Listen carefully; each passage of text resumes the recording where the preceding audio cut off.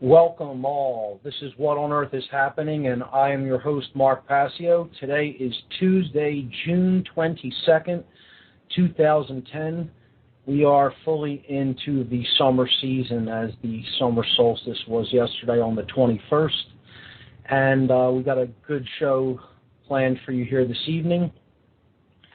Let me give the call-in number first of all. To call into the show at any time. There's no taboo topics here. As always, call in and talk about anything you like. The call-in number is 724-444-7444. Once again, that's 724-444-7444. We're usually broadcasting live on revolutionbroadcasting.com. However, it appears that that's not the case tonight. I think the network is doing probably some kind of upgrades, so we're not live there, but the show is live through my site, whatonearthishappening.com, and you could always catch it in my podcast section or on TalkShoe's archive.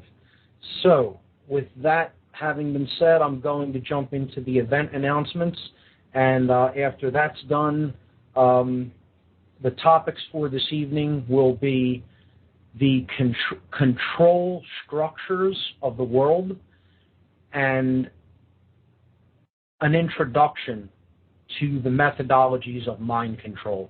So that's what we're going to be getting into a little bit later, and I see we already have a caller on the line, so I will be getting to your calls as well. So, coming up very, very soon, only a few weeks, the Nikola Tesla Energy Independence celebrations right here in my home city of Philadelphia, Pennsylvania, July 9th, 10th, and 11th, a 3-day conference to call to people's attention the need for a new energy paradigm, specifically regarding the incredible visionary efforts regarding the technologies of Nikola Tesla. So the Tesla Science Foundation is who hosts this. They bring together scientists, inventors, and enthusiasts for a 3-day conference highlighting the need for a new energy paradigm. This July in Philadelphia, the Tesla Science Foundation will be hosting a 3-day conference and celebration to commemorate Nikola Tesla's legacy and world vision. Tesla was a brilliant inventor who lived during the turn of the 20th century. His innovations resulted in the implementation of alternating current, radio, the AC motor, wireless technology, and many other influential inventions that we now take for granted in the modern age. Tesla's vision to bring clean, free energy to the world through advanced wireless technologies was blocked by the financial and corporate interests of his time. Through this event, the Tesla Science Foundation will bring together like-minded scientists, inventors, and enthusiasts who share the common goal of bringing Tesla's advanced energy technologies to fruition for the betterment of humanity. The event schedule is as follows. July 9th from 8 p.m. to 2 a.m. at the Independence Visitor Center, 6th and Market Streets in Philadelphia, there will be a Tesla birthday bash. This event is free to attend, and there are going to be many Tesla coils demonstrated at this event. The next day in the same location at Independence Visitor Center, 6th and Market Streets, from 8 a.m. to 10 p.m. on July 10th, Tesla Fest featuring exhibits, information, vendors, art, and music. This event is also free to attend. I have the honor of being the Master of Ceremonies for the presentations and lectures. These are geared toward the layman at the Free Library of Philadelphia. July 10th from 10 a.m. to 5 p.m. The Free Library is at 1901 Vine Street. The featured speakers are Russell Anderson, Michael Kelly, Tatiana Militek, Michael Treat, Mano Davina, Michael Craner, and Brian Yetzer. This is also free to attend, and we have a lecture hall that holds about 400 people. So we really want to try to pack it in. Come on out if you're in the Philadelphia area and learn a whole lot about Tesla and his technologies. The same evening, July 10th, a reception, dinner, and concert from 6 p.m. to 11 p.m. at the Arch Street Meeting House, That's at 320 Arch Street in Philadelphia. This will feature the classical orchestral ensemble known as the Divine Hand. Check out their website at divinehand.net. They are centered around the electronic instrument known as the theremin, and it's incredible to behold that instrument being played, and the conductor of that ensemble is a virtuoso with the theremin. So this is something that you won't want to miss, and it is set at the right price, only $20 for a great evening out, dinner, and a great concert for only $20. And it's going to a great cause. The last part of the Energy Independence celebrations this year is the Scientific Conference. This is 2 days, July 10th and 11th, Saturday and Sunday, the 10th and the 11th, from 9 a.m. to 5 p.m. at 2 Liberty Place on the 32nd floor. 2 Liberty Place is at 1601 Chestnut Street in Philadelphia. The featured speakers are Robert Uth, Tom Valone, Gary Peterson, James Coram, Kenneth Coram, James Hardsey, Fran McCabe, Anna Atanaskovich, Dave Rosignoli, Russell Anderson, Michael Treat, and Tatiana Militek. Registration for the Scientific Conference is only $110. You can register at teslasciencefoundation.org, and that is also the website to go to for more details about the conference. Once again, that's teslasciencefoundation.org. Also, if you're interested in receiving news about what this group is doing, you can join their meetup group at ntesla.meetup.com/38. That's ntesla.meetup.com/38, the number 38. The second announcement that I have for everyone today is a new one, and this is about the Philadelphia UFO Awareness Day 2010. This event is hosted by MUFON, the Mutual UFO Network. It's actually hosted by the Pennsylvania branch of MUFON. So Pennsylvania MUFON presents Philadelphia UFO Awareness Day 2010, Sunday, July 18th, from noon to 6 p.m. This event is totally free to attend. It's going to be a great conference with some good speakers. The speakers are Bob Gardner. Bob is the Pennsylvania Mutual UFO Network Chief Investigator and Field Investigator. His lecture will be titled Credible and Convincing Evidence for the Existence of UFOs. Second speaker is Mike Melton. He is the PA MUFON State Section Director and Field Investigator. His lecture is UFO Investigations, Interviewing the Witness. The next speaker is Bill Weber. He is the Pennsylvania MUFON State Section Director and Field Investigator. His lecture is UFOs and Technology. Chris Augustin is the next speaker. He is a paranormal investigator, and he runs the website aliensthetruth.com. His lecture will be entitled Alien Abductions, and I will be speaking at this event. I was invited by Bob Gardner to give a presentation at this event. So myself, Mark Passio, independent researcher and presenter, website whatonearthishappening.com. My lecture for this event is going to be called Don't Count on Disclosure. And I'm going to really hit people hard in this one. I'm going to talk about pretty much the topics that I do not cover in What on Earth is Happening and have not gotten into on this radio show, and probably won't for quite a while if I do decide to go into these sorts of topics. But for an event like this, I'm going to pull out all the stops, and I'm going to hit people pretty hard. with some of the information I'm going to give at this conference.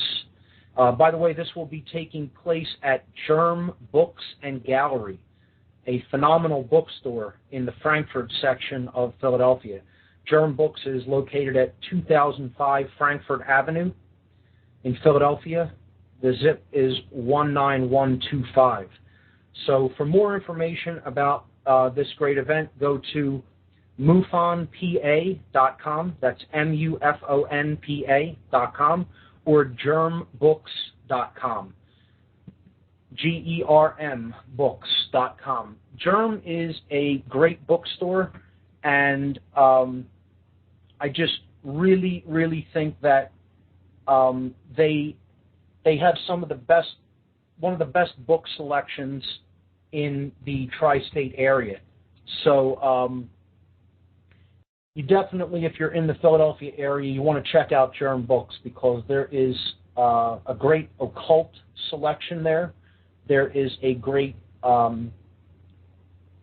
conspiracy research section, lots of books on the UFO phenomenon, and just a great overall bookstore. So with that in mind, I have one last event announcement, and this is for a conference that I will actually be hosting with the help of some other individuals in the Philadelphia area. So this is going to be called Free Your Mind, a conference on consciousness, mind control, and the occult. The dates for this event will be April 9th and 10th, 2011. I know it's a long way off, but I'm going to get into promoting this from now because I want to make this as big as possible. The location is yet to be determined, but I have already scouted a few venues, and we'll be making the decision probably within the next 3 weeks. I'll take a guess and say that we'll have a definitive location within the next 3 weeks to a month. The admission price for this conference is going to be only $20 per day, and we already have 3 confirmed speakers, with a 4th that is almost certainly confirmed, but I am going to hold off on the 4th until I get 100% confirmation. But we have confirmation from Aaron McCullum, Michael Kelly, and, of course, myself. I will also be speaking at this event. So that is Free Your Mind, a conference on consciousness, mind control, and the occult. This is going to be in the Philadelphia area, Saturday and Sunday, April 9th and 10th, 2011. Those are the event announcements, and I see we have a caller. So I'll go to the caller before we jump into the event announcements. Before we jump into the topics for this evening.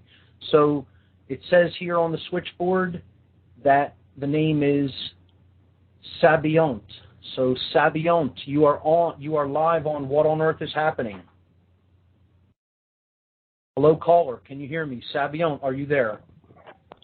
Yes, I'm here. How are you? I didn't have no questions. I was just listening in. Okay, that's not a problem. When I see a caller call in, I am assuming that they wanted to get through and actually talk or raise a topic, but if you're just listening in through the line, that's fine too. So I'll go ahead and mute you and enjoy the program. Yeah, maybe later I'll have a question. No problem.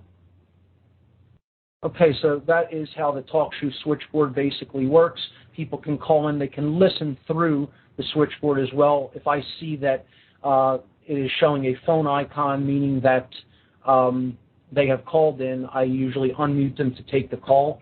But it's okay if you just want to listen in live that way too. So tonight's topics are the control system in general.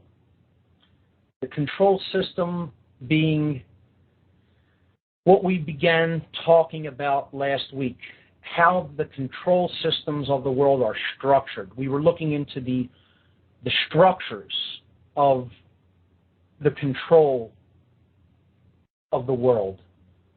We were looking into how control systems are compartmentalized, meaning that they are broken into many different sections or compartments that are essentially separate from each other and do not understand what the other compartments are doing. This is called compartmentalization, and it is a good way to keep people advancing an agenda that they may not have all of the information regarding. Therefore, since they don't see the total picture, they keep going with the work that is actually being orchestrated from a much higher level of awareness or knowledge that they do not have. This is compartmentalization. The second component that we discussed last week was the hierarchical nature, the hierarchy that is inherent in a control structure. This means that any control structure will be basically set up like a pyramid with an apex at the top that is comprised of very few individuals, and they have the total awareness or the total knowledge about the structure, about the way that the structure is organized, the way that it is set up, the avenues that it works through, what its agenda truly is, what its goals, its operational goals are. A hierarchical system is essential toward chain of command, keeping people in line and in lockstep with the agenda because they answer to their superiors at the next higher level of this hierarchical system. So we looked at these two basic structural components of the control structures of the world. And on the podcast for last week, I put an image that was displaying this pyramidal structure. It's called in the image the pyramid of manipulation. So this manipulatory pyramid, or this basic control structure, comprises just about every area of human endeavor, from finance to all corporations, businesses just about of any kind, to the media, to organized religion, to politics and political structures, to the military, industrial complex, to education, etc., etc. And it's critical to understand that people in these structures, which I'll for now simply call the structures of control that are dominating our world, that are bringing about all of the suffering that is seemingly inherent to the human condition. However, as we talked about in past shows, it is technically self-inflicted because we are obsessed with the notion of control, and we do not want to accept basic truths because they may be a bit difficult to discover, because they take work upon the self and knowledge of self to discover those basic fundamental principles of natural law, which we have talked about fairly extensively on past shows.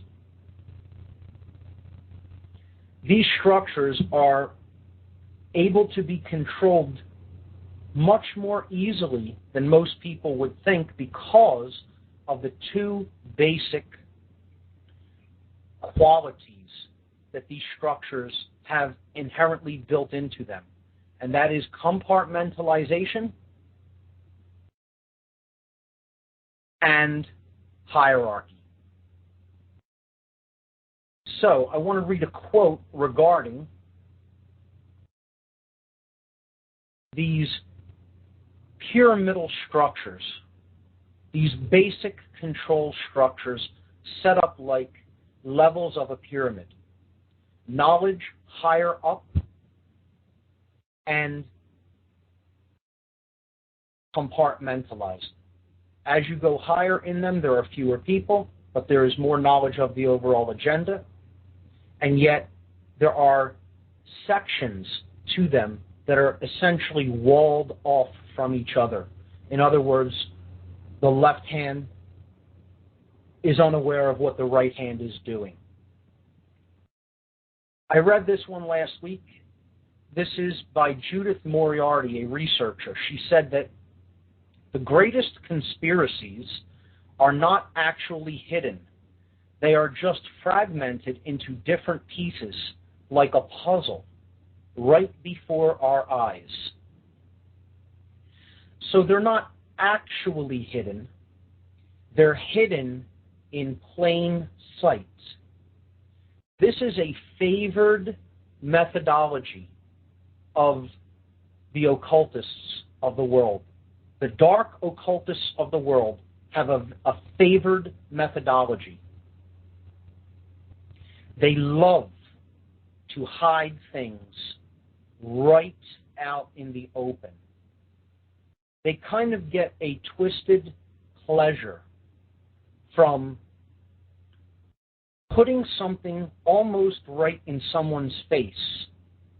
And because of the level of consciousness that that individual or group of individuals may be operating at, they are incapable of seeing how the structure or the scheme or the plan works. Hidden in plain sight. It's a form of mockery, actually. It's a form of derision and ridicule to the uninitiated, as an occultist would refer to someone who does not understand their methodologies, their symbols, the ways they operate. Hidden in plain sight. It's basically pure mockery and jest of someone who hasn't a clue, who's completely clueless about these very control structures. The researcher Judith Moriarty simply refers to them as conspiracies, which is another word that has a negative connotation or a ridicule-based connotation attached to it. When if you look up the etymology of the word conspiracy, it simply means those who breathe together. Conspirators are simply those who live and breathe together. They move as if they have one mind and one will. And that is all the word means. Any group of people working together toward a common goal is essentially a conspiracy. So that is a quote by the researcher Judith Moriarty. Here is an excellent one by another researcher named Phil Rockstro. These are a couple of independent researchers. Rockstro said that the authoritarianism that is inherent to this structure, and when he's saying this structure, he was formerly talking about a pyramidal-based control structure that is based in hierarchy and compartmentalization. The authoritarianism inherent to this structure is antithetical to the concept of the rights and liberties of the individual. Antithetical essentially means it totally opposes it. It is completely the opposite of that which you're talking about. So he is saying this structure itself, one that is based in compartmentalization and hierarchy, is antithetical to the concept of rights and liberties of an individual.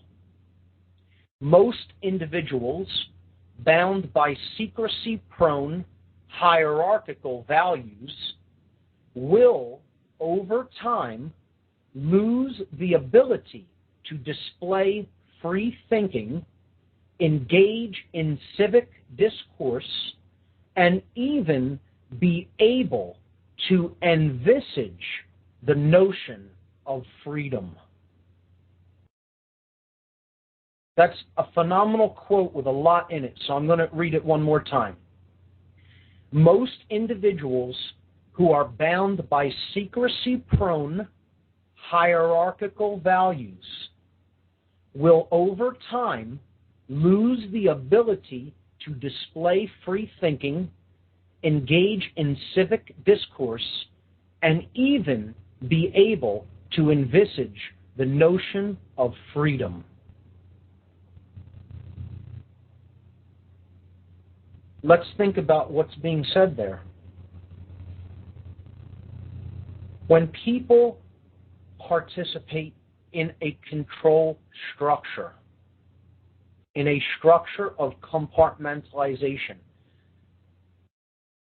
in other words, a structure that is based in secrecy, in holding back information about what the people in it are really involved in. When they do this, and when they take part in hierarchy, in bowing or supplicating themselves to apparent authority that is above them in this chain of command, in this hierarchical structure, some things happen in their consciousness, in the participants of this system, just by being a participant in a system like that. They lose the ability to display free thinking. Now that's a big statement. I would totally agree with that, because secrecy and hierarchy are lower forms of consciousness. This is a base brain behavior. This is base brain consciousness. We talked about the structures of the brain and how the lowest part of the brain, the base brain, the R complex, which stands for the reptile complex, is basically geared toward survival mentality, fight or flight response, and base instinctual behaviors. This structure itself, a hierarchical pyramidal structure, reinforces base brain behavior and essentially base consciousness itself. Consciousness that is of a low vibratory frequency. It is fear-based consciousness. Having to hide something from other people is fear-based. It is said that good works are done in the light of day. If you need to compartmentalize something and create a hierarchical structure because you don't want people at lower levels to understand what's being done at higher levels, it is a secrecy-based agenda. And it is based in fear, ultimately. Good works are done in the light of day. Dark works, evil works, works that are not geared toward higher evolutionary progression in consciousness, they must be done in darkness. Because most people, if they were to understand what were really being done, what the true agenda was, would not participate in that system. So they have to be done in the dark. People have to be kept in the dark of the true agenda to essentially keep participating in it. And this is true of any hierarchical, compartmentalized control structure. Once enough light is shed upon what the true agenda is, those who have any modicum of conscience will withdraw their support from that agenda.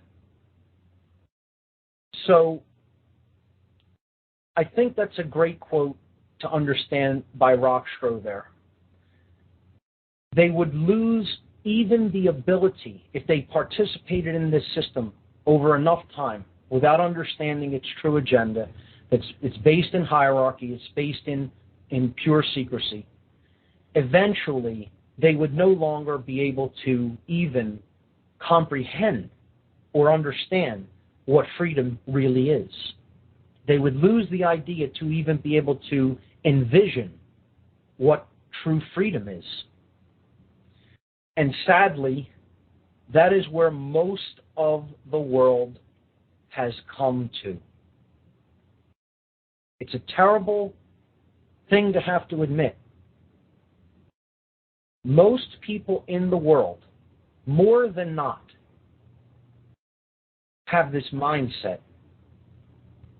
That's what we're doing here on this show, trying to change that mindset that is based in, I control people below me while I take orders from people above me.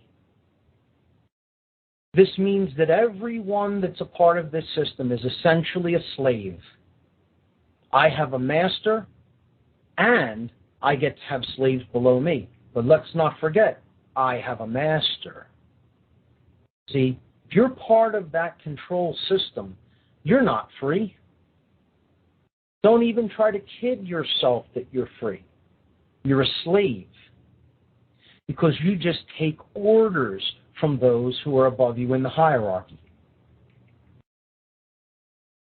In return for your obedience, in return for taking your orders like a good slave, well, we'll tell you that you have the authority to try to disrupt or take away the inherent rights of those that we say are lower than you on our hierarchical value system. It's all nonsense, though, because it doesn't exist. These structures don't exist in nature. They don't exist in natural law. They're all flawed, man-made conceptualizations and structures that are built up in the human mind, in a diseased human mind, in a mind that is completely ruled by the force of fear, in a mind that is confused internally. And whenever someone is fearful and confused inside themselves, they don't know themselves, they don't understand the situation they're in, they don't know what's going on within them or around them. That's the definition we basically gave for consciousness in this program in general. What they do is they lash out and they try to take external control, which they have no natural law right to take. The only thing they have a natural law right to take control over is, and it's the same thing anyone has, the only things anyone has a natural law right to have control over is your own thoughts, your own emotions, and your own actions, and nothing else. But these structures are in place in the world that we live in, sadly, and it is my intention to tear them down utterly and completely, unquestioningly and unequivocally, to destroy them, to destroy this form of mind control. Because that's all this structure is. And those who erect such structures are essentially people who are attempting to control the actions of others by controlling how they think and feel. A dark agenda, an agenda that does not have someone's genuine interests in mind, that can only lead to further suffering, not just for most people, but for the individuals even taking part in it.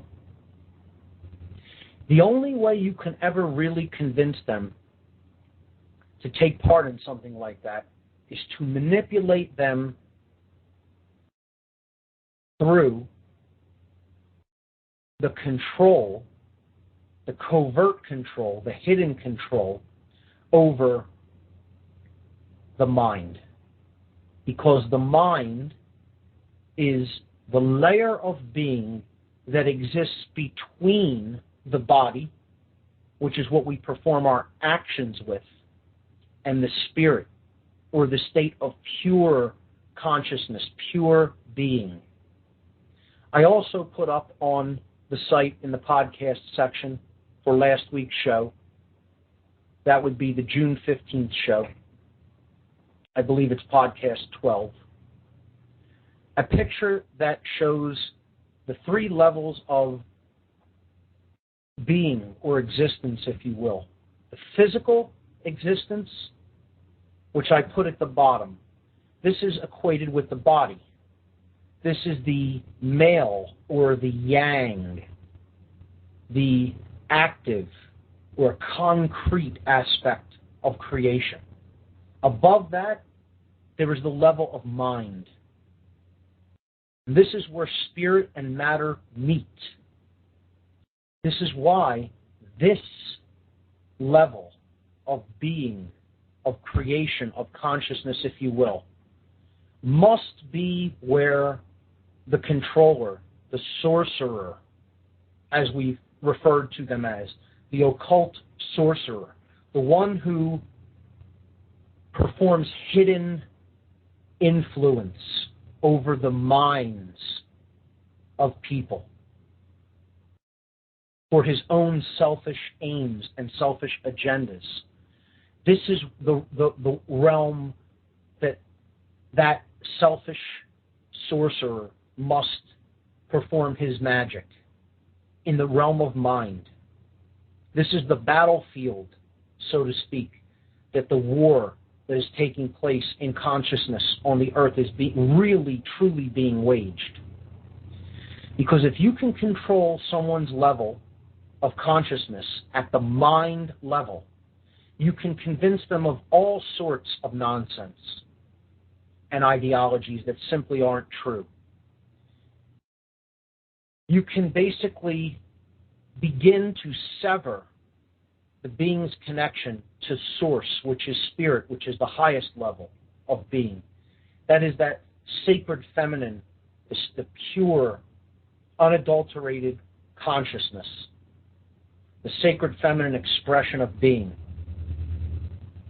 And I put that in this graphic on the website at the top level.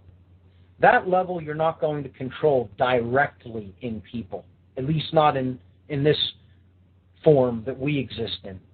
You're going to have to sever or wall them off from it through the control of the mental plane of existence, the mental domain.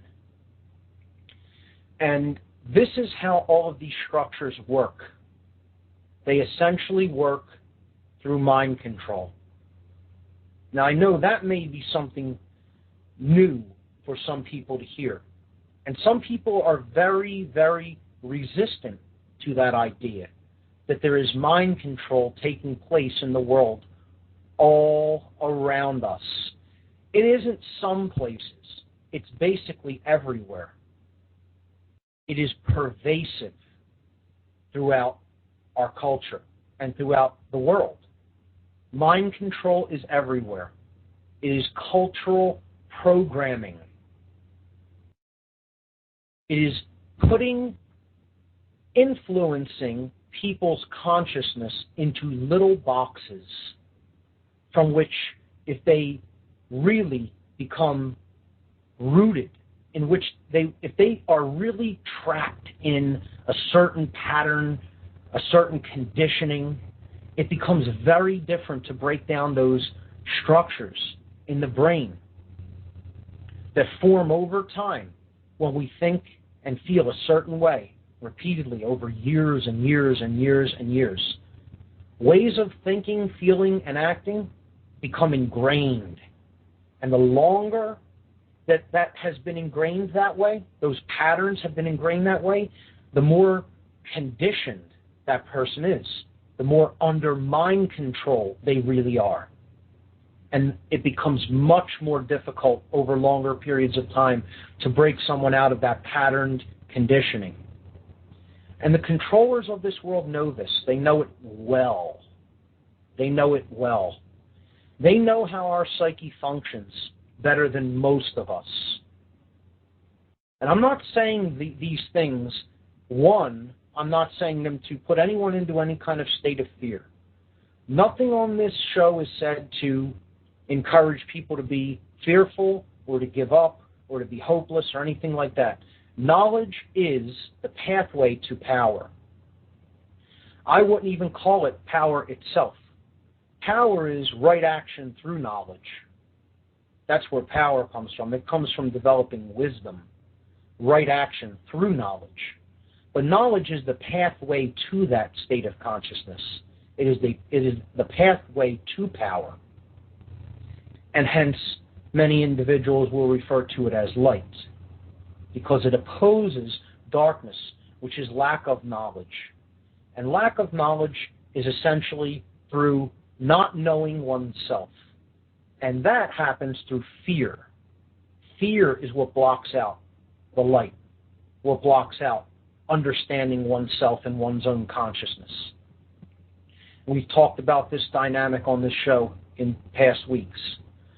So what I want to begin getting into is the methodologies that these controllers, who I will refer to as sorcerers of consciousness. That is essentially what we are talking about. You can call them many different names. People have referred to them as the masters of the world. They have referred to them as the illuminated, or those with all of the knowledge of how things really work and are structured. They have been referred to as dark occultists, black magicians.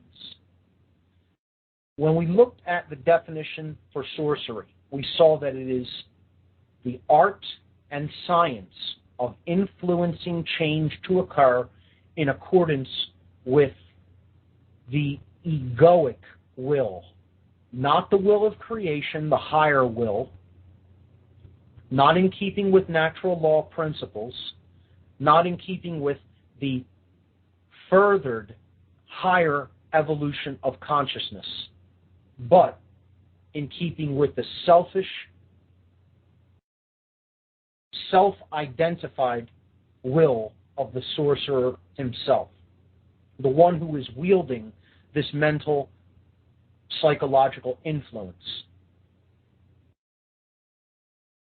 So, who are these occultists and sorcerers of consciousness? Or at least, what are the vehicles that they work through? That they are born into certain positions. Certain people are appointed through others into certain positions of power, manipulated into certain positions of power. Well, at very, very high levels, I would say you have actual dark occultists that are actually members of high-level occult think tanks. And by occult, what I mean is hidden. We talked about that last week. The meaning of the word occult is not the connotation that most people think that it is. Most people will think of that word as meaning evil, when in fact the word is derived from Latin. The verb occultare in Latin simply means to hide or to conceal from sight. The word occult simply means hidden from view. difficult to see.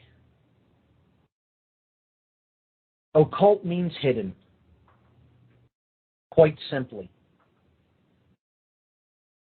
There are occultists, people who practice the techniques of hiding knowledge, keeping it secret, using it for their own selfish benefit. They are members of secret societies. They are members of think tank organizations.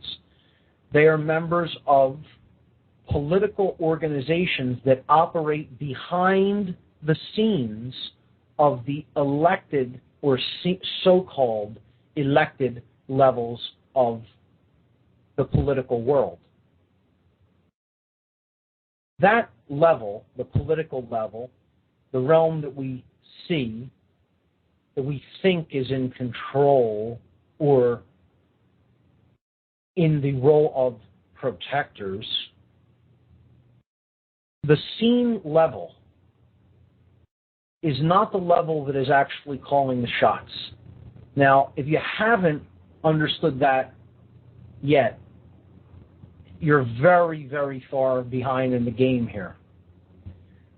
Politicians are very low in the hierarchy, very low in the structures of control that I'm talking about here.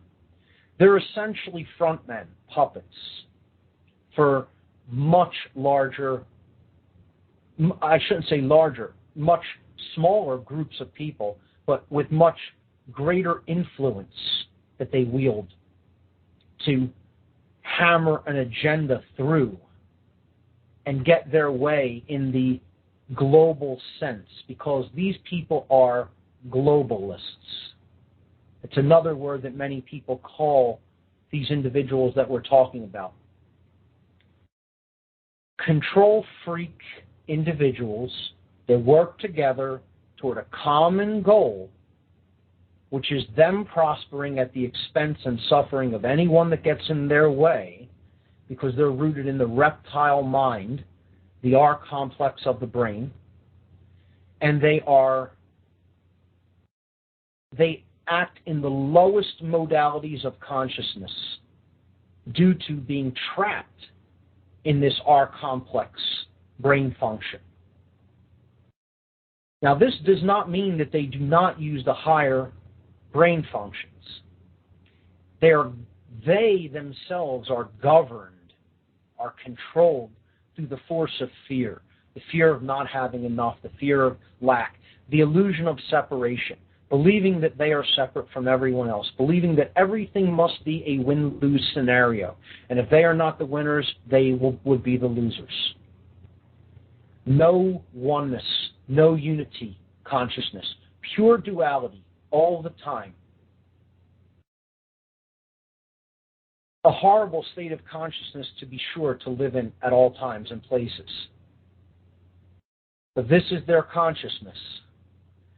Don't think for a moment this does not mean that they cannot reason at very high levels, because they also have a highly developed higher level brain, the neocortex, as we talked about on former shows, on previous shows.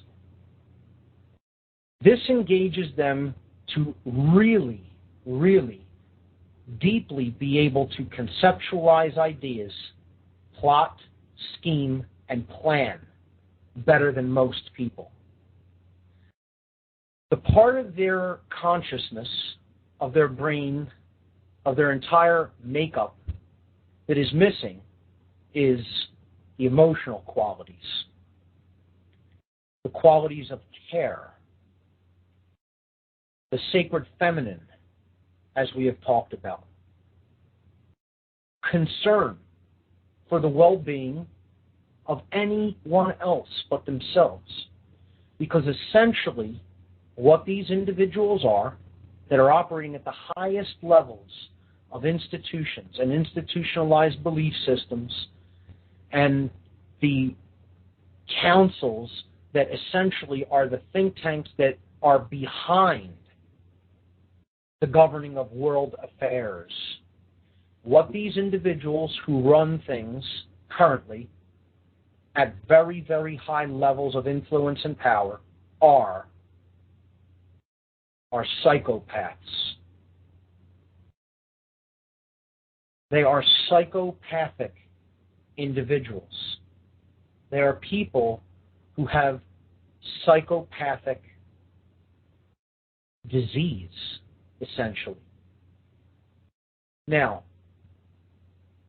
it has been estimated that between 1 in 50 to as much as possibly 1 in 30 people are psychopathic in nature, meaning that they are actually born without a conscience.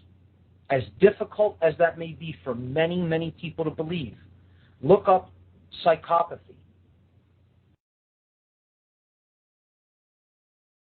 and understand this psychological condition. It is called sociopathy more commonly nowadays by clinical psychologists. But look it up. It is a fascinating study. Psychopathy. Psychopathy.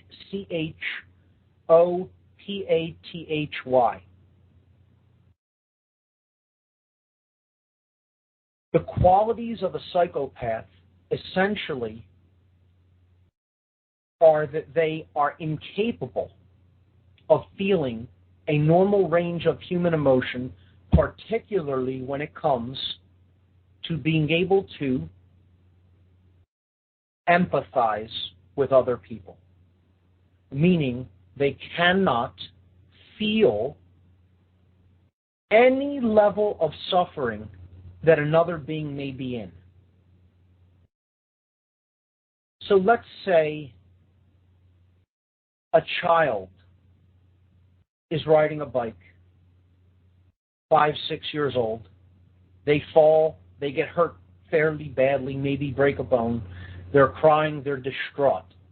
The normal human that has a full and normal range of emotions, not a diseased makeup, and this is a disease, psychopathy. The normal human in that instance would feel for the child that they've been hurt, want to go over and help them, want to make sure that they're okay. The psychopath would not feel anything at all. I mean nothing. They cannot feel empathy for anyone else's suffering. The only thing they're concerned about is their own well-being, their own prosperity, themselves not being in suffering. If anyone else is in suffering, they don't care. They are incapable of caring. Now, these are the qualities of the people that I am talking about at the highest levels of the control structures, which I've been mentioning over the last couple of weeks. The people below them will not necessarily be psychopaths who they get to do their bidding, because they are putting them under mind control in order to do their bidding. They would have to. There aren't enough psychopaths to continue to operate like this, to operate the world the way it is being currently run and directed. You would have to fool people into supporting a psychopathic agenda. And these psychopaths who are ultimately at the highest end of things, they know the technique, the technology, the science for doing this. And it is a science. Sorcery is a science above all else. Make no mistake that there are verifiable technologies for accomplishing putting someone under the influence of another being's will. And this is done not just in any kind of one-on-one sense or even in small groups. This is done en masse. The techniques I'm going to be talking about over the next many weeks are forms of mass mind control. Now, there are formalized methodologies for direct mind control over one-to-one over an individual. That's basically known as trauma-based mind control. I will not be getting into that in a lot of depth for a while. I was asked about it last week. I went into it a bit, but essentially what I will be getting into is forms of mass mind control. Now, the directors of this illusion, of this worldwide system of control, they are indeed globalists, who I refer to as the sorcerers of human consciousness, the black magicians, if you will, the dark occultists, who have people in a spell. And that's a very specific word that is chosen. Because as we will see over many weeks, if you listen to this show, people are being controlled largely through words, through language. Language is one of the main methodologies to control the human psyche, to control the mental and emotional development of human beings that you want to influence. Language is the main methodology to do it. And if we don't have a firm grip on how language is being used and the very words we speak, what they mean, what their origins are, we are going to be prone toward this form of mass mind control. And it's all around us. It is affecting us every day. It is in most of the major forms of media that most people pay attention to and take in on a daily basis. These globalists work through many different organizations. Many people who listen to the show will have heard of many of them. Some people who are new to this information may not. You should look into the Bilderberg Group. Others among them are the Trilateral Commission, the Council on Foreign Relations, the Committee of 300, the Royal Institute of International Affairs, the Club of Rome, the United Nations at a lower level, various other think tank projects, financial institutions, central banks, the Federal Reserve System, secret society networks of all kinds, intelligence agencies, Central Intelligence Agency, the National Security Agency, the Federal Bureau of Investigation. You can go on and on and on. High-level military intelligence, naval intelligence, army intelligence, high levels of religion, any organized world religion, this being of the Islamic faith, of the Judaic faith, of the Christian faith, it matters not. High-level religionists at very high institutional levels of religion are high-level occultists. Let's get real clear about that and make no mistake about that.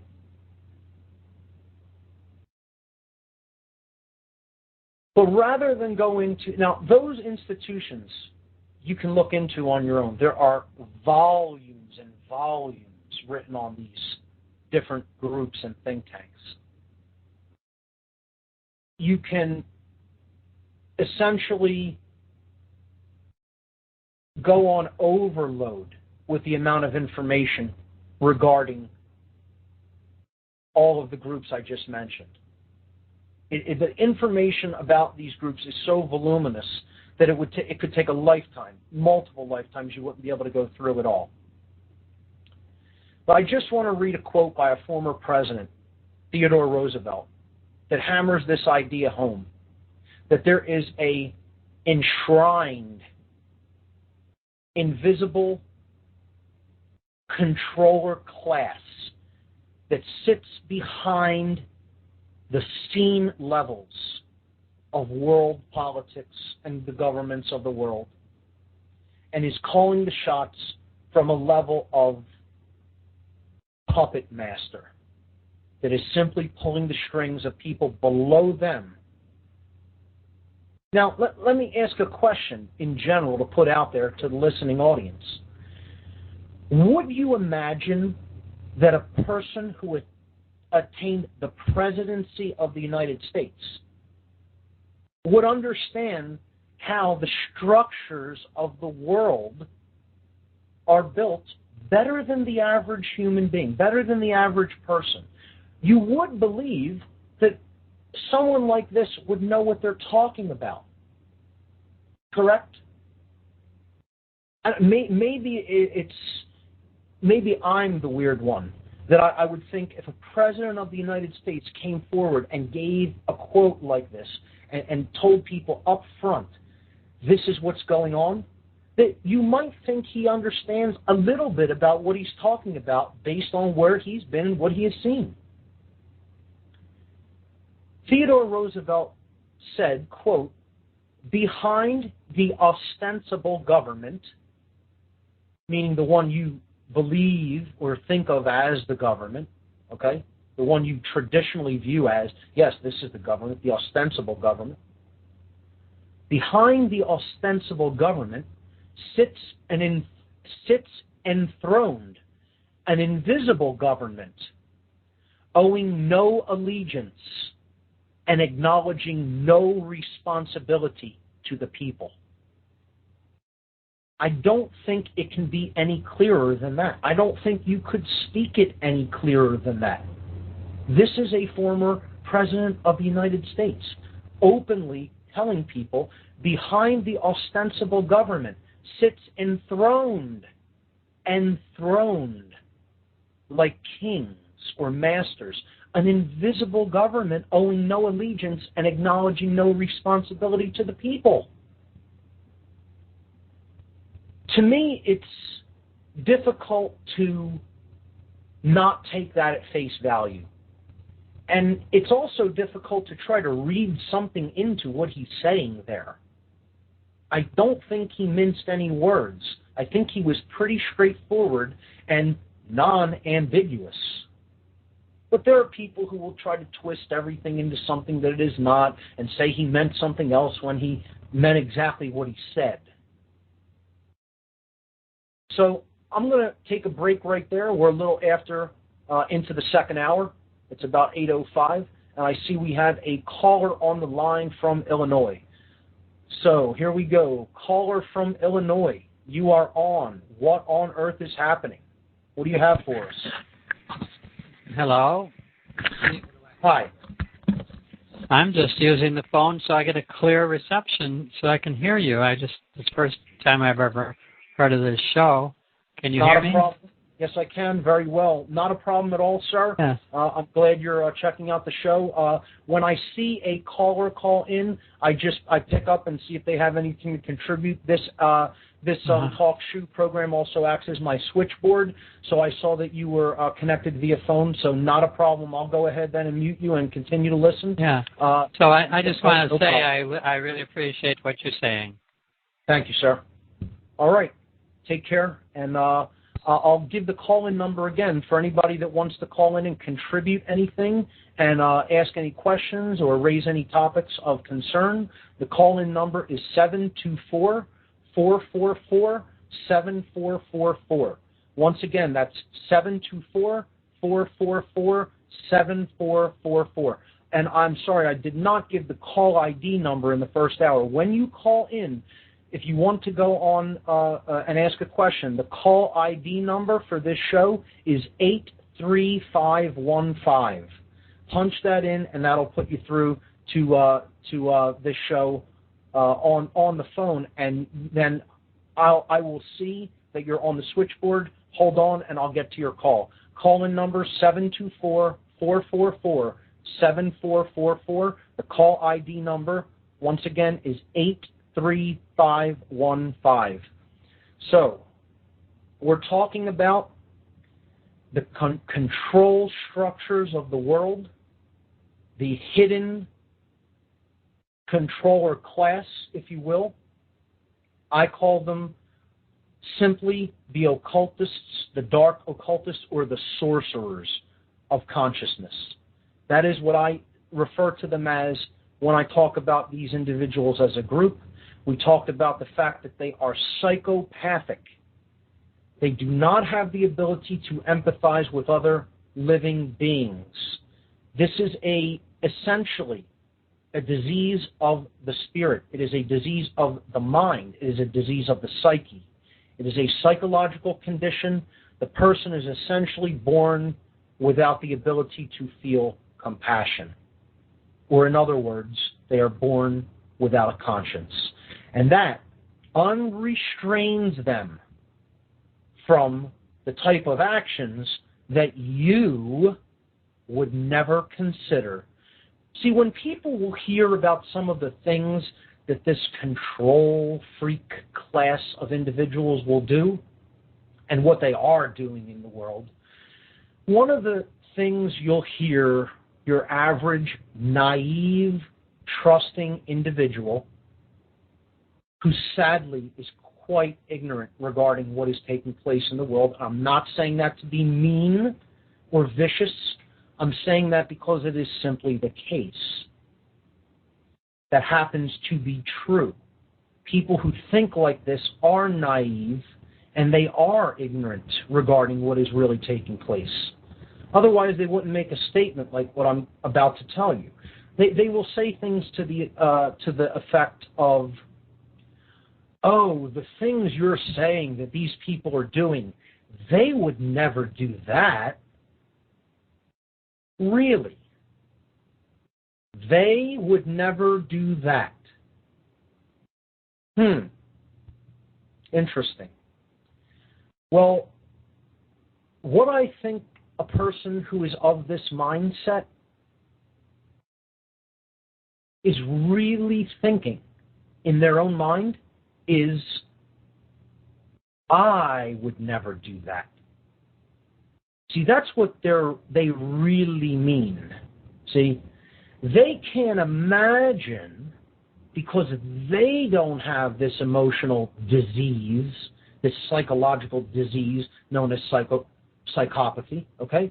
They cannot even imagine that there are people that will take the kinds of actions that they are taking. And trusting, well-meaning individuals who don't understand a lot about these events that are going on, they'll say they would never do that. You're crazy. They would never do anything like what you're describing. Well, the fact of the matter is, don't try to attribute your restraints due to the conscience that you possess and use to others that may not have those same inherent qualities, which we call a conscience. Because there are people in this world that do not have a conscience. And believe it. Believe that like you know your own name. And if you don't believe that, start reading up on psychopathy. Get a good psychological textbook or go online and type in the term and start reading about it.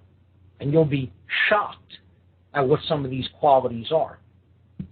As a matter of fact, I guess I could probably take some time and go through a few of the qualities of a psychopath. I read a speech on the show that I gave at End the Fed that essentially listed the qualities of psychopathic individuals. So I'll bring that up on my computer here, and I'll read you some of these qualities. Psychopaths are aggressive. They're callous. They show an abnormal lack of conscience and empathy, as we've been saying. Okay, they are extremely adept at manipulating others. They develop this quality because they know that they need to manipulate people.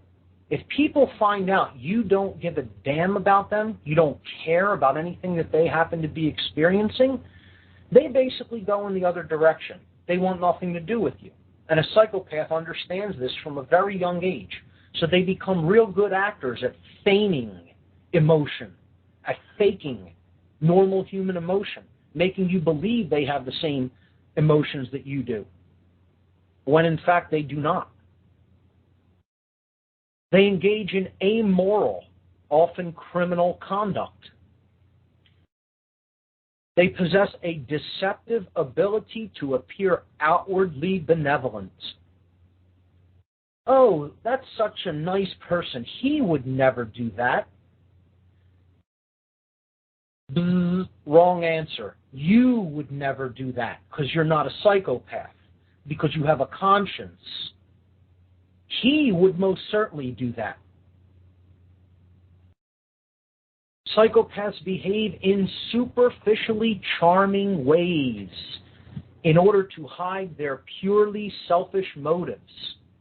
Is this starting to sound familiar to anyone? They use intimidation and, if necessary, violence to get their way. They have no problem with violating the basic inherent human rights of others. Is this starting to sound more familiar? Because the psychopaths at the top try to breed and create more psychopaths below them in their hierarchical chain of command to do their bidding, no matter what their orders are, no matter how immoral those orders may be. And yes, I'm referring to the bottom of the line of the control, quote-unquote, controller classes, the military and the police. Because they're there only to ultimately serve the bidding of the psychopaths at the highest levels of these institutions which I've been talking about. And if you don't believe that, you're very naive. Because it is provable. It is provable with what is actually going on, the events that are taking place, how military and police are willing to simply go and do whatever they are told, whatever they are asked to do, just for a paycheck, just so they get to exercise what they think is control over another human being. What they think is power, I should say. And they don't have any right to do this. They don't have any right to violate the basic inherent human rights of others, but they still do it anyway because they've essentially become psychopathic. See, psychopathy is, in my studies, a communicable disease. It is inherent in some individuals who are simply born that way. They have a genetic condition of psychopathy. But through mind control and emotional manipulation, you can breed a psychopath. You can make someone's brain essentially so damaged that they become and act like a psychopath. They won't be a genetic psychopath, but as long as the brain is in that damaged of a condition, And we talked about brain damage and how the brain, when it goes into significant states of imbalance, actually becomes physically damaged. There are slides on former shows, on earlier shows when we talked about the brain and its structures. We talked about how the brain can become imbalanced. You can go and look on scans of the human brain. I posted one last week. The brain becomes damaged through the forms of, it's very simple how it becomes damaged. It becomes damaged through what we put into ourselves. The end. That's it. It's real simple. What we put into ourselves. You've heard the phrase, you are what you eat. Well, I would just extend that to, you are what you take into yourself. It's not just what you eat.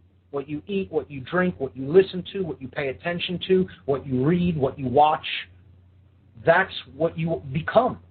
You emulate that, you become like that. That is your software. It becomes the software that the body, which is the computer, the electronic, biological computer that we work in, that is our vessel for experience, that is what programs it. Essentially everything we put into ourselves. So everything coming in is shaping the qualities of the consciousness of the human being. And this is going on from birth and continues to go on through life depending on what the person is taking into themselves. And that's why essentially the answer on how to cure this brain damage that results and creates psychopaths, and yes, the most significantly brain-damaged individuals are the people who are the so-called controllers, the military and the police. And that's going to be a very, very, very difficult thing for most people to hear, especially those who have members of their family that act in these capacities. They're the most brain-damaged individuals on the planet, folks. And part of what this show is here to do is to try to help these individuals become well, to try to repair the damage that has been done. Physically, this is physical, provable brain damage. I don't know how much more clear I can be about that. If you got a brain scan done, high contrast PET or SPECT scan, you would see the damage to the neocortical structures of the human brain of someone who is obsessed with control. Clearly, you would see it. I posted an image regarding this to Facebook earlier this week on a comment, and it is incredibly clear how this works. The more that one lives in and operates in the reptile brain, the base brain structures, the more one is under stress, the more one is in fight or flight mode, accosted by a violent situation or a potentially violent situation, fight or flight modality, the more damaged the brain becomes. Now, who's in those situations all the time? I've had conversations where I have explained to people all of the different levels of brain damage that occurs through abuse of drugs. You could look at the abuse patterns of something as relatively benign as marijuana. But if you abuse that substance, yes, it can damage the neocortex if it's used improperly, if it's abused. And there are lots of people who damage their neocortex with pot.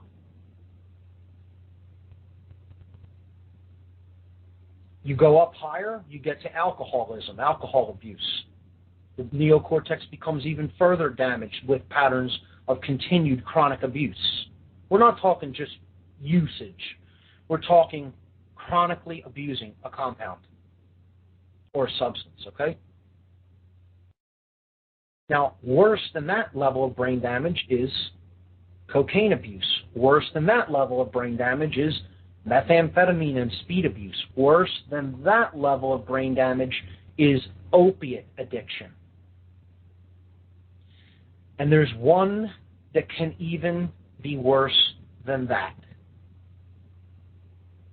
And most people will not think of this because they don't think of it as a drug, and they do not think of it when they think of drug addiction.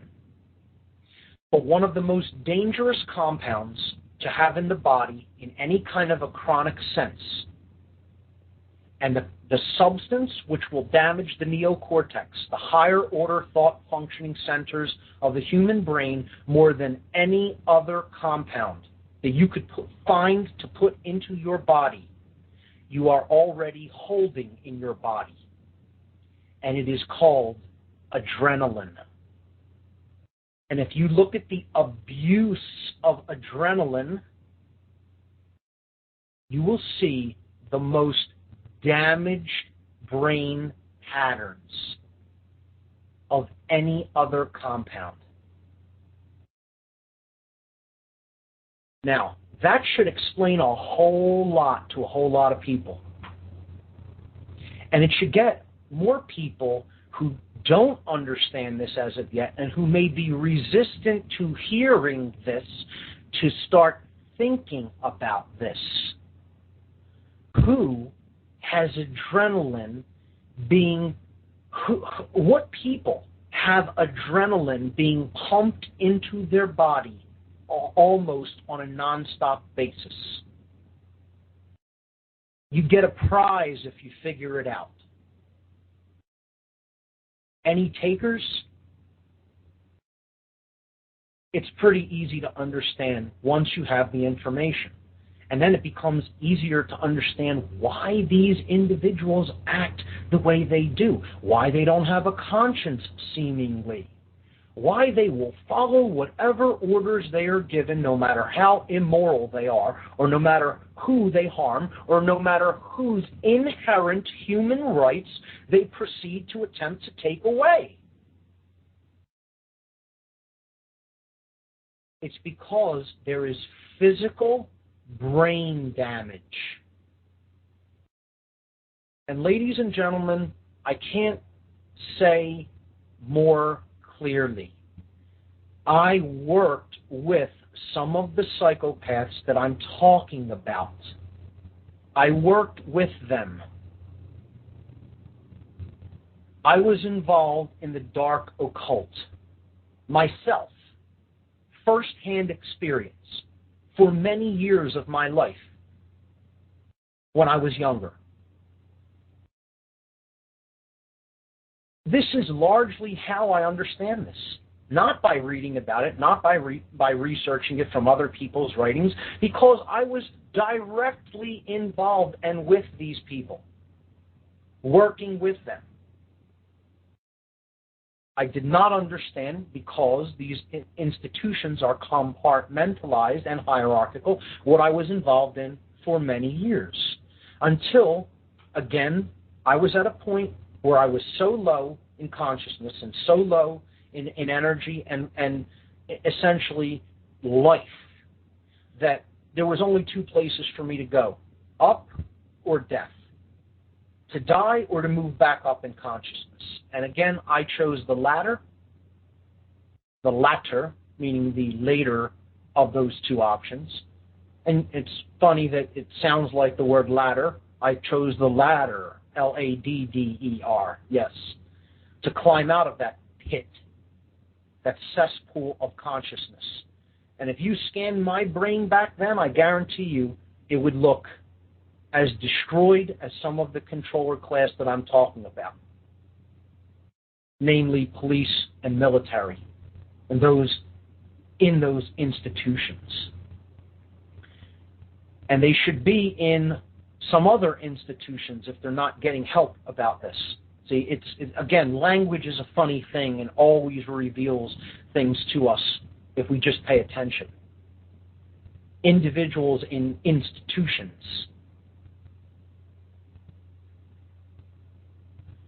So, my experience in dealing directly with psychopathic individuals when I was well on my way to being one of them, to being a total psychopathic being until the power of consciousness, if you want to call it God, go right ahead, the power of the intelligent force that is inherent in the universe, I finally began to get in touch with that because, again, I recognized my life was so desperately bad. It was so painful. It was so emotionally tumultuous. It was so depressing that I had to make a choice. Do I recognize that this is me, that is the causal factor, the ultimate bottom line causal factor of this suffering by the way I'm thinking and behaving, thinking, feeling, and acting? Or do I continue to try to shirk that responsibility, not understand more about myself, and change? Because that was the only path out of it. Will. Knowledge and will. Understand what you have to understand to get out of this mess, learn it, and then use the will to enact it.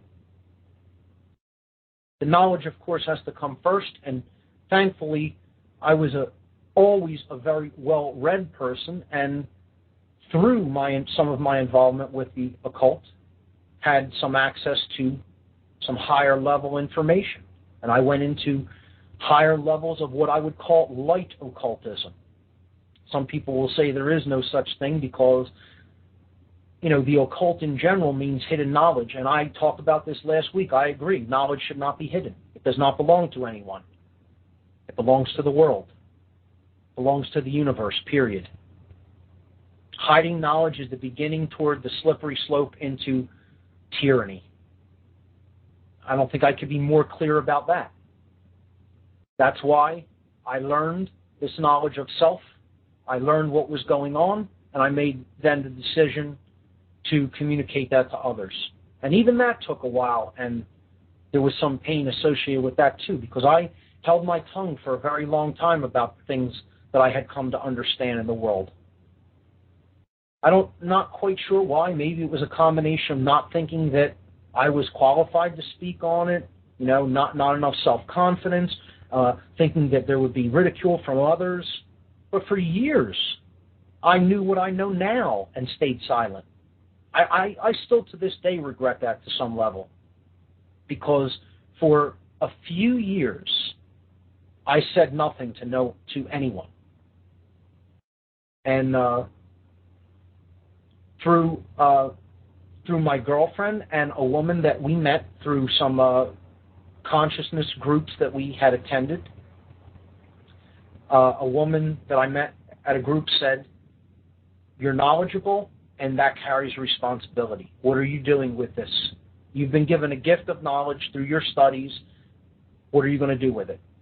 And I said, "I hadn't really thought about that." And she said something to the effect of, "Well, you better start thinking about it. What makes you think you have the right to sit on all of this and not speak it?"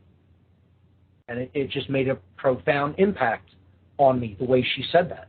It was so very clearly and matter of fact, as if, who are you to even have all of this knowledge amassed within yourself and not be releasing it out to those who need it?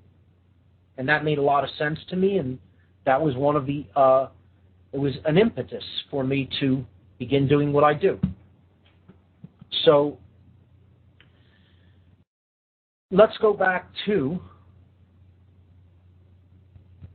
talking about these power structures and these occultists who are behind them. And I know that is going to be a very difficult thing for a lot of people to accept, purely on the basis that they do not have enough information about the occult and about the occult networks that are in operation throughout the planet. They know very little about the philosophies and the ideologies that are part of occultism. And they know very little about the psychological condition known as psychopathy, which I just essentially characterized for you by listing some of its qualities. I would say one of the last qualities of this condition is that these beings who have this condition are so rooted in fear of being discovered and routed out that they, again, become very good actors. They can hide the fact that they do not possess normal human emotions. They do not want to take responsibility for the consequences of their own actions. Instead, they want to shift responsibility onto other people. But more likely than not, what really they do is they get other people to do their dirty work for them. You see, because we don't, the hidden occultists that are ultimately at the highest end of the agenda, they don't fight their own wars, do they? They get normal, quote-unquote, people to fight their wars for them because they manipulate them and orchestrate events in order to make them perceive a problem that must be resolved through war. It's a mind manipulation technique, mind control. They don't ultimately do any of the tasks that really result in the physical suffering and torment of the people of the world. They just tell others that they must be done. And I know that will be painful for many people to hear, because ultimately it isn't this controller psychopathic class that is doing this, that is doing the events that we see taking place around us that we do not like, do not appreciate, do not want to continue. It is us doing it. This is another thing that many people will have a problem with me saying. They'll say, oh no, it's them. It's always somebody outside the self. Point the finger, point the finger. It is not them, quote unquote, meaning these sorcerers of consciousness. They only use a technique to influence behavior of others. But it is others, namely people in the general population, that are actually doing these events, performing these actions. And largely who the groups are that perform these actions are the police and the military. There's no easy way around that. There's no easy way around that. I'm not an apologist. I'm never going to make excuses for what the human condition is currently, and for what people do that they do not have the inherent moral right to do. And that will mean that in many people's view, I will be extremely unpopular and people will not want to listen to what I have to say, and so be it. I am not here, again, as I've said on previous weeks, to be partaking in any kind of a personality contest or a popularity contest. That's not what I'm here to do. I am here to speak the truth of the dynamics that are taking place on this world to help to alleviate human suffering. That is what I'm here to do. That is my task that I have accepted due to the knowledge that I have acquired about how this works over many, many years of experience and seeking information. And when those two things come together, experience and first-hand experience or gnosis and an abundance of well-researched information, I'm not afraid to say the words, I know. You know, there's this whole perception, and it's based in an attitude of solipsism, which is this ideology that we've talked about over the weeks, that there is no such thing as truth. You know, this is a dangerous ideology. It ultimately leads to all the suffering that we experience. Ignoring truth or believing that it does not exist, that there is no such thing as events as they have actually occurred, and that one can know that. Well, when I know something, I'm not afraid to say, I do, in fact, understand that. I do know it. People don't like to hear that because when you have information that someone else does not have, they become very ego-driven about the fact that that their current beliefs, opinions, and attitudes may not be correct. Now, where this can become an attachment is if you will hold on to knowledge when current evidence has shown that it is not accurate. Now, I may have formerly thought that I understood something, and did, in fact, but always, throughout my life, if I saw evidence to the contrary, I was never a person to cling to specific information, attitudes, beliefs, or information. Okay? I always was a person that said, new evidence has come to light. If I formerly thought this, and the new evidence is clearly, demonstrably conflicting with this and proving it not to be accurate, I don't have a problem with letting go of formerly held information. Many people do have that problem. And many people don't like hearing that there is such a thing as truth, the way things actually are happening, are working right now in the present moment, and that there are people who can understand that and know it. Getting stuck in just the knowledge part of it is also a trap, because you can have all the knowledge of the world. You could have total knowledge. You can know everything if you studied enough and you made it your life's journey to just know more and more things and be accurate about them and, gather more and more and more data until you're sure about a certain thing. And guess what? It can be utterly useless, even possessing all of that knowledge. Because ultimately, again, as I've said, knowledge does not become power until it is properly, morally applied in the world through our actions. That is when it becomes power. And if you want to understand why the world is in the condition that it is, there's the main reason. There are not enough people in the world who have a vast array of knowledge about what actually is and what is actually taking place and the dynamics that are in place and the causal factors of those dynamics that are occurring. Again, that's what we ultimately do here, is get down to the causal factors. Being that there is not enough people who do have that knowledge, of course, that is not being shifted into enough proper moral action in the world to change the overall, overarching dynamic of what we see taking place in the manifested world that we live and operate in.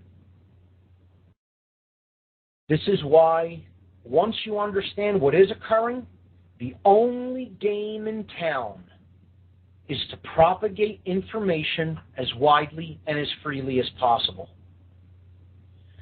You learn it, and then you speak it. That's it.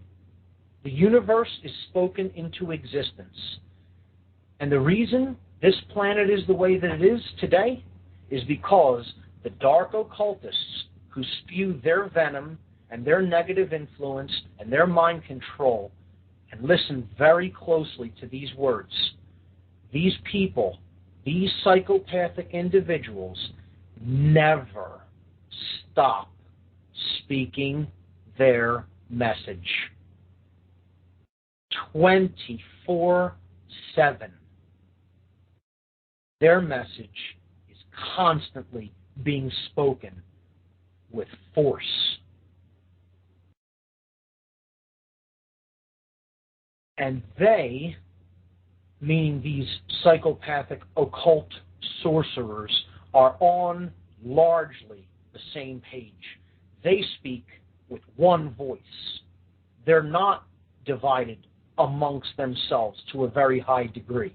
They may bicker over little odds and ends and certain distributions of power and wealth and influence, but ultimately their minds are all geared on the same prize, on the same ultimate goal. A conspirator, a group of conspirators, are those who are imbued with the same energy, the same life force energy. And the life force energy is the breath. The spirit, the breath, it has been called in spiritual and mystical traditions. The breath. Well, con in Latin is a prefix that means together, and spirere means to breathe. Conspiro means to breathe together or to operate with the same life force energy. And that's what a true conspiracy is. And these individuals that we're talking about, these psychopathic control class individuals, they live and breathe together.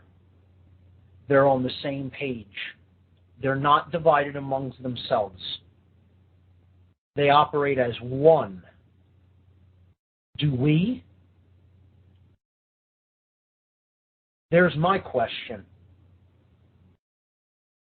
Do we largely operate as one? Speak with one voice?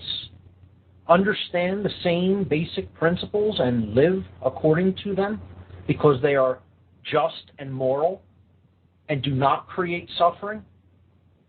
Or are we completely conflicted, not only amongst each other, but also within, amongst ourselves? Because we say we believe in something and we say, yes, we feel this way about this concept or principle, but then we go right ahead and do things that are not in keeping with those concepts or principles that we say we believe in. Our words and our actions are not congruent. Our thoughts, our emotions, and our actions are not as one, are dual in nature. They are not unitary in nature or non-dualistic. But the group of people who are ultimately controlling this planet through sorcery, through mind control influencing, you can better believe they're on the same page and that they breathe as one.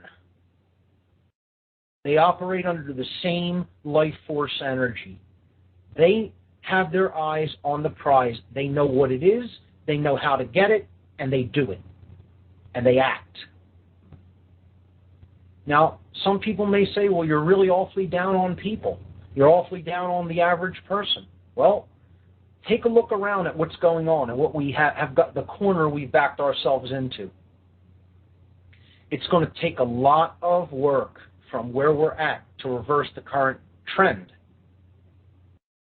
Because so many people are utterly convinced that the ways that we're going have to eternally be this way and be in place, or there will be utter chaos and destruction, and the sky will fall if we don't continue the course. Fools. Total fools. They've bought a lie, and because they've so wholeheartedly bought it, they're committed to it. And there's no greater form of mind control than to see with your own eyes the evidence that what you have been doing has not been working.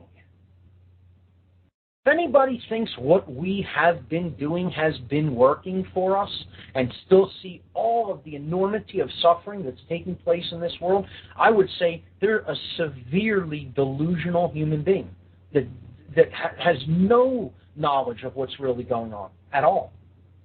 I'm not saying there's nothing good happening in the world. I'm just saying largely control-based systems that are based in total profit motive, that are not based in any kind of ethical considerations, rule this world. And I think it's fairly irrefutable that that's the case. Yet some people seem not to have a problem with it. They're just content to put their head down, go along to get along, not say a word, and just work from cradle to grave thinking that that's what life is. And there's nothing deeper than just doing my job, making my money, getting my house, having my kids, reproducing, and then letting the whole cycle repeat itself. A purposeless, for the most part, a purposeless existence. And if you press the individual that lives like that, what is your purpose for being? What is your purpose for existing at all? What is the purpose of your life? They couldn't even, they would have no response for that. They would be pretty much amiss to tell you an answer to that question with any kind of conviction. Do a social experiment. Just ask some people what they think the purpose for them being is. And how many people will not even have an answer to that? Part of mind control is the pleasure principle. They get people to think that the entire purpose for being is just to have as much fun as you can while you're alive as humanly possible, ignoring all the suffering that's taking place in the world all around you while you're doing that. This is a pretty bad place to be, as far as I'm concerned. This is like, the person that just sits back watching a crime being committed directly in front of them, does absolutely nothing. This was an allegory in a major television show that was aired on TV for many years and was one of the most wildly popular sitcoms of all time, Seinfeld. Seinfeld was about four completely egoic, unconcerned individuals who only ever thought about themselves, really didn't give a damn about anybody else around them, acted pretty much like psychopaths that didn't really feel anything about what they were doing to any other human beings. In the last episode, they totally ignore crimes that are being committed against innocent people that they could have done something about, and they end up in a prison cell as a result. It's a pretty straightforward allegory of what's really going on in the world. And that's why we're heading into a prison cell as a species. Unless we stop thinking in these psychopathically inspired ways where we're not compassionate toward the suffering of other human beings, of our fellow beings. But most people still don't want to hear that. Some people are waking up to it, slowly but surely, and usually involving an immense amount of suffering, personal suffering to wake up. See, the universe is going to keep coaxing us in a gentle way until we're totally resistant, and when we become real resistant, then it gives us a nice heap of suffering and says, enjoy that, while you try to reevaluate your position and grow a little bit and grow up. And there are people who think this doesn't occur, that there's no such thing as natural law, that the universe doesn't intelligently restructure events. Some people have referred to this as karma in spiritual traditions. Fine. I call it natural law. Call it whatever you want. Some people will refer to it as a specific quality of quantum entanglement in a quantum physics terminology, scientific-based understanding. If you are left brain and that's how you want to understand it, look at quantum physics and quantum entanglement and its experimentations in consciousness when certain actions or vibratory frequencies are displayed to DNA. Quantum mechanics will show you that these principles of natural law are true, that they operate over vast distances instantaneously, and they affect living matter, and they intelligently reorder the field of energy that comprises everything. to bring us the experiences that we need to learn and grow. This isn't some mystical belief system rooted in some fairy tales that were told by ancient people. This is scientific understanding in the modern world, proven through painstaking experimentation that is repeatable and demonstrable. But the word isn't out about it. That's the problem. See, the word gets trickling down to the common individual from advanced sciences like quantum mechanics doesn't trickle down to the average human being for many, many years. Some estimates are upwards of 30 years that something that cutting edge does not actually make it into the mainstream consciousness. And certain documentaries and videos and people's work who have touched on this, including my own, are trying to get this information out there to people. Some great scientists like John Hagelin, Greg Braden, Bruce Lipton, and others, Nassim Haramein, phenomenal works by these individuals, and many others that talk about this from a scientific perspective. So, again, the mind control, the form of mind control resistance to truth, which people have dubbed deliberately ignoring reality, is also a psychological condition. And it goes hand in hand with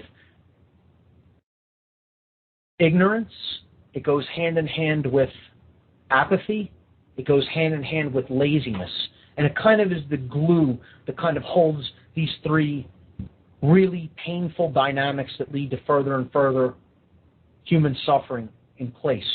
And this is called cognitive dissonance. Cognitive dissonance is seeing with your own eyes the results of what behaving certain ways will get you, and what is actually taking place in the world. You can see it with your own eyes, and yet you deliberately choose not to acknowledge that.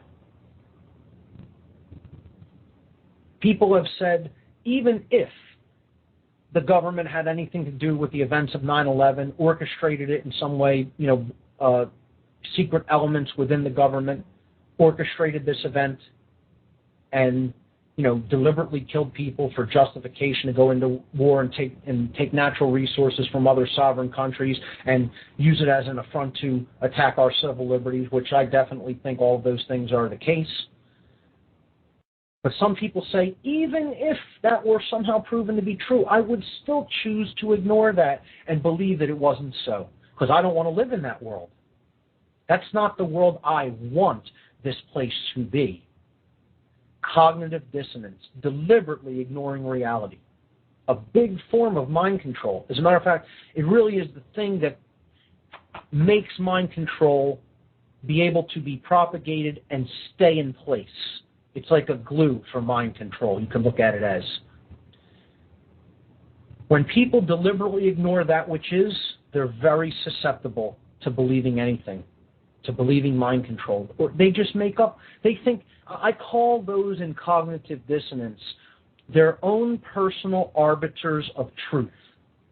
That's like my little name or label for people that are in that condition. The arbiters of truth. Someone granted them the incredible gift of being allowed to determine what reality is based on their likes or dislikes. Isn't that an awesome gift that they got? I want to know how they got that. How awesome is that? Imagine you get to determine what reality is, what is actually taking place, only based upon what you're comfortable enough to accept as being true. That's awesome. I gotta get that situation. I gotta figure out how to get that working for me. Amazing that people are in this condition, and this is a psychological disorder. And sadly, many, many, many people in society are afflicted with this disorder unknowingly.